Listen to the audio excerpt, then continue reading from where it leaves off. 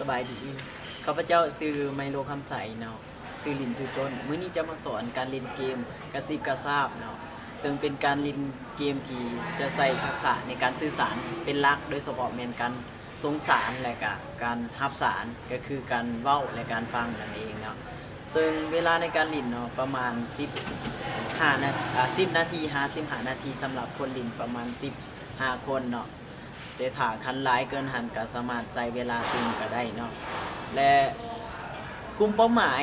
สามารถเล่นได้ทุกเพศทุกวัยเนาะสบายๆเนาะเกมนี้และก็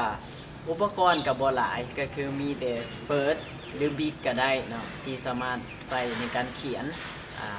หรือเกียร์ AC เนาะวิธีการเล่นง่ายๆก็คือทำอิฐกับแบ่งกลุ่มออกเป็น2 กลุ่มโดยการที่ใส่เกมหรือบ่ใส่เกมหรือการนับเลขก็แล้วแต่เนาะขึ้นกับครูฝึกเนาะที่ต้องการอย่าง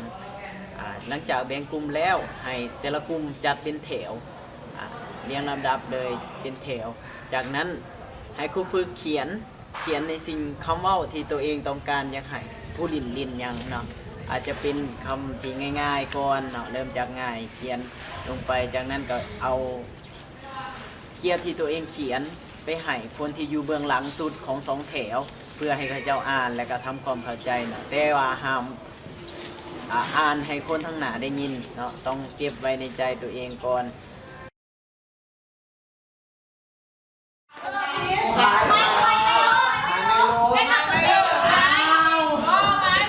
หากจะบอกเรื่องเป็นตัวคือเบื้องใดต่อมาเมนจะใส่คำศัพท์ตัวนั้นไปกระซิบใส่หูคนที่อยู่ทางหน้าเนาะ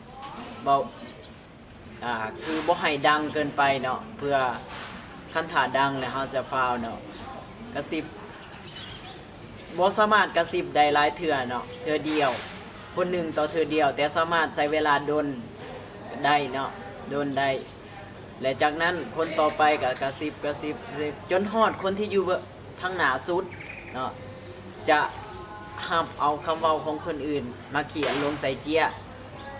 จากนั้นเราก็จะมาเบิ่งว่าผู้ใดเขียนถือตามที่ต้นฉบับเนาะตั้งแต่ทำอิฐคันว่าถือแสดงว่ากลุ่มนั้นชนะ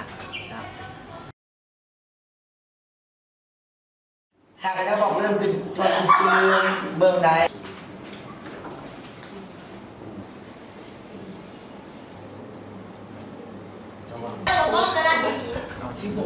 ไปได้ยินคุยกันมาบอก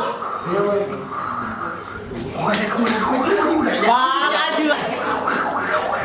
ไม่หอมแก้มเลยนะ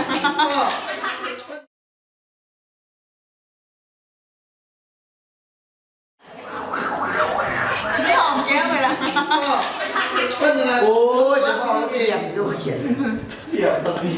ประมาณนี้เคล็ดลับในการเล่นเกมนี้เนาะคันถ่ายอยากให้มันยากขึ้นเราก็ต้องใส่ภาษา